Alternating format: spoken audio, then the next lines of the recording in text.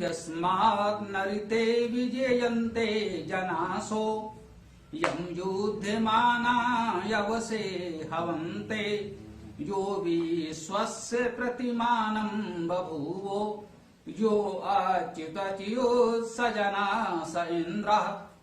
जिसके बिना लोग विजयी न होते रक्षा कृते युद्ध करता पुकारें।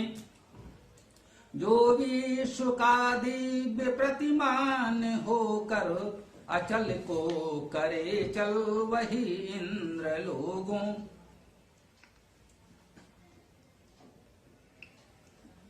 यस्मात् न ऋते, यस्मात् जिससे, ना नहीं, ऋते बिना, ये अव्यय है, यहां पर धातु नहीं है। जिसके बिना नहीं, विजयन्ते, विजयी होते हैं, स्पष्ट है। जय धातु है, भी उपसर्ग है। विजय हम लोग व्यवहार में उपयोग भी कर रहे हैं, लोक भाषा में भी। तो यस्मात् नरिते विजयन्ते जनासो, जन का बहुवचन है, लोग। जिसके बिना लोग विजयी नहीं होते, विजय प्राप्त नहीं कर पाते। जानते हैं इस इंद्र सूक्त में हम लोग इंद्र अर्थात परमेश्वरवान परमेश्वर की चर्चा कर रहे हैं। तो कह रहे हैं हम सब लोग जीवन में विविध प्रकार से विजय प्राप्त करना चाहते हैं। जो जिस स्थिति में है उस स्थिति से वो अपने स्वभाव व्यवहार विचार के अनुसार विजय प्राप्त करना चाहता है। कोई शासक है तो अपने शासन क्षेत्र का विस्तार करना चाहता है, व्यवसायी अपने व्यवसाय का विस्तार करना चाहता है, अध्येता अपनी विद्या का ही विस्तार करना चाहता है, इसमें ही कुछ जय पाना चाहता है। जो भी जिस क्षेत्र में कार्यरत है हम विजय की अभिलाषा रखते हैं, कामना करते हैं, यह स्वाभाविक है, सब में होता है। हम विजय चाहते हैं तो उस भावना को प्रमुखता देते हुए कह सकते हैं, उस भावना को विशेष रूप से उल्लेख करते हुए उस परमेश्वर के सामर्थ्य का स्मरण किया जा रहा है कि हम सब लोग विजय तो चाहते हैं परंतु उसके बिना यह विजय हम प्राप्त नहीं कर पाते। प्रयास सभी लोग करते हैं, प्रयास से भी अधिक इच्छा सब लोग करते हैं, परंतु इच्छा मात्र से विजय प्राप्त नहीं होती। इसमें एक समर्पण की भावना भी है कि जो कुछ सफलता हमें मिलेगी, हम जहां कहीं भी अपने प्रयासों में सफल होंगे, विजयी होंगे, वह सब उस परमेश्वर की कृपा से ही संभव हो सकेगा। हम मानते हैं कि जो कुछ भी हमारी उपलब्धियां होती हैं, जो कुछ हम सांसारिक उपलब्धि प्राप्त करते हैं, किसी भी रूप में कुछ भी हम पाते हैं, करते हैं, सफलता मिलती है, वह सब उस परमेश्वर की कृपा से संभव हो पाता है। इस मंत्रांश में, इस चरण में इस भाव को अनुभूत किया जाना चाहिए। हम कह रहे हैं कि उसके बिना लोग विजयी नहीं हो पाते हैं, अर्थात हम जीवन में जो भी सफलता विजय प्राप्त करते हैं वो उस परमेश्वर की कृपा से प्राप्त करते हैं। ये भावना यदि हम में हो तो कर्तापन का और उपलब्धियों का अहंकार नहीं होगा। यह इसका एक व्यवहारिक लाभ है। मन में जो ये अहम का भाव जागृत होता है, बढ़ता है, वो अपने लिए, समाज के लिए हानिकारक हो जाता है। तो यदि हम इस भावना से कार्य करते हैं, जो उपलब्धियां, सफलता, विजय हमें प्राप्त होती है, उसे उस परमेश्वर को समर्पित करते हैं कि हे परमेश्वर, ये हमारी जीत, ये सफलता आपकी कृपा से संभव हुई है। इस भावना को यदि हम सच्चे मन से मानते हैं तो हमारे में विनम्रता, शालीनता बनी रहती है, कृतज्ञता का भाव रहता है और हानिकारक अहम नहीं पनपने पाता है। यम युद्ध माना अव से हमन्ते। युद्ध माना, यम माने जिसको, युद्ध माना युद्ध करते हुए, युद्ध करने वाले, एक ही अर्थ है। जो युद्ध करता हुआ है वो युद्ध करने वाला है। अवसे और रक्षण धातु है, रक्षा करना।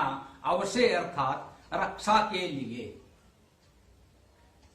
जब हम युद्ध कर रहे होते हैं तो प्राण संकट में होते हैं। अगर दो सेनाओं के बीच युद्ध है, दो योद्धाओं के बीच युद्ध है, तो सामान्यतः एक की मृत्यु निश्चित होती है। युद्ध में यह स्वाभाविक परिणाम है, इसीलिए युद्ध को अच्छा नहीं माना जाता। इसके पक्ष में यदि कभी किसी ने विचार किया कि भाई तो क्या युद्ध पूरी तरह समाप्त हो जाएंगे, हो जाने चाहिए, हो जाने चाहिए, परंतु व्यवहारिक रूप से ऐसा संभव नहीं हो पाता। तो हमारे मनुष्यों ने यह बताया, युद्ध एक आवश्यक बुराई है तो बुराई ही, परंतु कभी कभी आवश्यक हो जाती है। हमें युद्ध करना पड़ता है, इस बुराई को स्वीकार करना पड़ता है। तो वहां प्राण संकट में होते हैं, कम से कम हम बचना चाहते हैं, अपना रक्षण चाहते हैं, तो कहते हैं यम युद्धमाना अवसे हवंते, जिसको युद्ध करते हुए रक्षा के लिए हवंते पुकारते हैं। हु वे धातु है, वे धातु का अर्थ होता है पुकारना, पुकारना। जब हम युद्ध में प्राण संकट में डालकर जूझ रहे होते हैं तब हम उसे पुकारते हैं, हे परमेश्वर हमारे प्राणों की रक्षा करना। क्या युद्ध केवल सेनाओं योद्धाओं के बीच होता है? जीवन अपने आप में एक संघर्ष है। प्रतिदिन प्रतिपल हमें इस स्थिति से, इस संघर्ष से जूझना पड़ता है। वास्तव में मेरे मन में आता है, अकेले में सच्चे मन से कभी मैं विचार करता हूं, इस कठिन परिस्थितियों में जीवन जीते हुए अब तक हम जीवित हैं, यह भी उस परमेश्वर की बड़ी कृपा है। जिन परिस्थितियों में हमें जीना पड़ता है, कैसे कैसे कठिन स्थितियों से पार पाना होता है जो हमारी सामर्थ्य से परे होती है, और वो जाने कैसे कहां से हाथ लगाकर कुछ सहारा देकर हमें बचा लेता है। तो इस जीवन संघर्ष में वो हमारी रक्षा करता है। पूरा जीवन ही संघर्षमय है हम लोगों का, तो इस संघर्षपूर्ण जीवन में हमारी रक्षा वो करता है। वास्तव में लगता है कि यदि वो नहीं बचाता तो इस जीवन संघर्ष में हम लोग अपने लिए, मैं व्यक्तिगत रूप से वास्तव में अनुभव करता हूं कि आयु तक अब तक उसने मुझे बचाया। इन परिस्थितियों में भी जीवन की रक्षा की, यह उसकी विशेष कृपा है। कहीं ना कहीं जो भी उसकी योजना हो, कुछ कार्य हम लोगों को करना था, उसे कराना था, सो अब तक जीवन की रक्षा करता आया है। आगे जैसा भी कुछ होगा तो इस निरंतर चलने वाले जीवन संघर्ष में, या कह लें कभी तात्कालिक होने वाले सेनाओं के युद्ध में भी, जब प्राण संकट में होते हैं तब हम उसे पुकारते हैं, हे परमेश्वर हमारी रक्षा करो। कहते हैं अवसे हवंते, रक्षा के लिए उसे पुकारते हैं। जो विश्वस्य प्रतिमानम बभूव, जो अर्थात जो विश्वस्य, विश्व का, सबका। विश्व शब्द लोक भाषा में बहुत प्रचलित है, मूल अर्थ से जुड़ा होते हुए भी थोड़ा संकुचित हो गया है। विश्व का शाब्दिक अर्थ है सब, सभी। विश्व से अर्थात सभी का। प्रतिमानम बभूव, प्रतिमान हो गया, भू धातु का अर्थ है होना, उसी का ये रूप है बभूव। वह सभी का प्रतिमान हो गया है, होता है, वह प्रतिमान है, एक आदर्श है। हम जो कुछ कल्पना करते हैं, जो कुछ पाना चाहते हैं, जो कुछ सोच पाते हैं, अच्छा से अच्छा जो हम विचार कर पाते हैं, एक चरम आदर्श हम उस परमेश्वर के रूप में कल्पित करते हैं। ऐसा भी कह सकते हैं कि जो चरम आदर्श है, जीवन में व्यवहारिक दृष्टि से उतना आदर्श कभी संभव नहीं हो पाता। अच्छा से अच्छा व्यक्ति, महान से महान व्यक्ति, वे भी जिनको हम देवत्व के भाव से देखते हैं, जिनकी हम पूजा उपासना करते हैं, उन व्यक्तित्वों को भी अपने जीवन संघर्ष में कहीं ना कहीं कुछ ऐसा भी करना पड़ा जो आदर्श के अनुकूल नहीं था, जिस पर आज हम चर्चा करते हैं, विविध प्रकार से अपने मन को समझाने का प्रयास करते हैं कि भाई ऐसा उन्होंने किया तो क्यों किया होगा। हम उनके उस छवि के, उस सम्मान की रक्षा भी करना चाहते हैं, क्योंकि वे हमारे लिए आदरणीय हैं, श्रद्धेय हैं, पूज्य हैं। तो मेरा मन ये स्वीकार नहीं करता कभी कभी कि हाँ भाई हमारे उस आराध्य से भी ऐसी कोई भूल चूक हुई होगी, ऐसा कुछ उन्होंने किया होगा जो नहीं करना चाहिए, जो उचित नहीं है। परंतु व्यवहार में जो व्यक्ति है उसकी सीमाएं हैं, जीवन का संघर्ष है, विविध परिस्थितियां हैं। तो हमारे आराध्य कहे जाने वाले देवतुल्य मानवों ने भी कुछ ऐसा किया, या यूं कहें परिस्थिति बस करना पड़ा जो आदर्श नहीं था। इस पर विविध व्याख्याएं करके अपने मन को भुलावे में रखने का प्रयास किया जाए, परंतु सत्य यही है कि जो व्यक्ति है, जिस पंचभौतिक काया में जन्मा है, उसे एक दिन मरना है, और जीवन यात्रा करते हुए उस चरम आदर्श का अनुपालन करना किसी के लिए भी कभी भी संभव नहीं हो सकता है। हमारी सीमाएं हैं, पूर्ण वह केवल परमेश्वर है, हम सभी अपूर्ण हैं। वे भी जिन्हें हम पूजते हैं हमसे बहुत महान है, इसलिए हम पूजते हैं, परंतु वे परमेश्वर नहीं हैं। अतः जीवन में उनसे भी भूल चूक हो जाना स्वाभाविक है। वो चाहे अति प्राचीन महापुरुष हों, जिन्हें हम लोगों ने देव ईश्वर जैसा सम्मान दे रखा हो, या अभी कुछ समय के हमारे महानायक हों जिन्होंने अभी हमारे लिए बहुत कुछ किया, इसके लिए हम उन्हें कुछ सम्मान देते हैं। जिन मतभेद सभी के लिए हो सकता है, तो जो आदर्श है, प्रतिमान है, चरम परिणति है, वो तो केवल परमेश्वर है, जो विश्वस्य प्रतिमानम बभू। जो भी उस देवत्व को पाना चाहता है, अपने जीवन में उतारना चाहता है, उसका एक आदर्श छवि होती है कि परमेश्वर में ये गुण हैं, वे हमें अपने जीवन में उतारने चाहिए।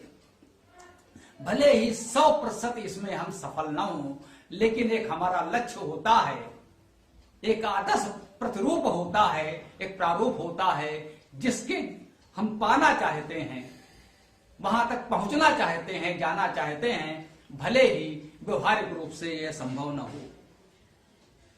यो अच्युत च्युत सजना से इंद्रा, क्या कहा है? च्युत धातु का अर्थ गिरना है, आ अर्थात नहीं। यो का अर्थ जो है हम पहले भी देखाए हैं। अच्युत जो गिरा हुआ नहीं है, जो कभी भी पतित नहीं होता, जो गिरता नहीं, वो तो अच्युत है। हम अपने महापुरुषों के लिए भी कहते हैं, ये विशेषण कृष्ण के लिए भी प्रयोग होता है। योगीराज हैं, योगेश्वर हैं, आदर्श जीवन है, उनके लिए भी हम जैसे अनुयायी भक्तों ने कहा है अच्युत श्री कृष्ण, वो कभी अपने आदर्शों से पतित नहीं हुए, ऐसा हम मानते हैं। पर यह बात बिल्कुल सत्य है कि वही भी व्यक्ति है। बहुत से लोग विविध स्थितियों में उनकी भी आलोचना कर लेते हैं कि भाई कृष्ण ने तो ऐसा भी किया था। अरे भाई, मनुष्य है, व्यक्ति है, परिस्थितियों में बहुत कुछ करना पड़ता है, कोई बात नहीं, वह हमारा मुख्य विषय नहीं है। एक शब्द आया कहीं जुड़ा हुआ था, तो वह परमेश्वर केवल अच्युत है, अपतित है।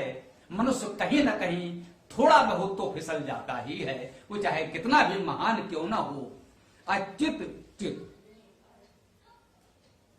दोनों रूप में इसका अर्थ ले सकते हैं, श्लेष से समास से। वह स्वयं अच्युत है। जो लोग च्युत हैं, गिर जाते हैं, फिसलने वाले हैं, उनको भी वो अच्युत अपतित बना सकता है। जो ये अहंकार पाले है कि हम कभी नहीं गिर सकते, वो उनको गिरा सकता है। इनको ये लगता है कि हम इतने शक्तिशाली हैं, इतने वैभवशाली हैं कि हमारा पतन कभी हो ही नहीं सकता, तो वो उनको भी पतन दिखा सकता है। बड़े बड़े साम्राज्य तिनकों की तरह ढह जाते हैं जब उसकी दृष्टि अनुकूल नहीं रहती, जनसाधारण में उसकी चेतना, उसकी शक्ति प्रकट होती है, साकार होती है, तो बड़े बड़े शक्तिशाली साम्राज्य भी ढह जाते हैं। ये हम लोगों ने इतिहास में देखा है। तो वह अच्युत वह स्वयं अपतित है, पतित को भी अपतित बना सकता है, और जो अपने आप को मानते हैं कि हमारा कभी पतन नहीं होगा, हम अपतित ही रहेंगे, उनको भी वो पतित कर सकता है। तो अंत में मंत्र में कहा जा रहा है, सजना से इंद्रा, हे लोगों वही इंद्र है, वही परमेश्वर है जिसमें इतनी सामर्थ्य हो, इतने गुण हो, इतने आदर्श हो। वह हमारा प्रतिमान है, आदर्श है, एक चरम लक्ष्य है। वह इंद्र अर्थात परमेश्वर है। इस परमेश्वर धातु से इंद्र शब्द की निष्पत्ति है, ये हम लोग जानते हैं। तो इस मंत्र में उस परमेश्वर के कुछ गुणों, कुछ सामर्थ्य की चर्चा की गई।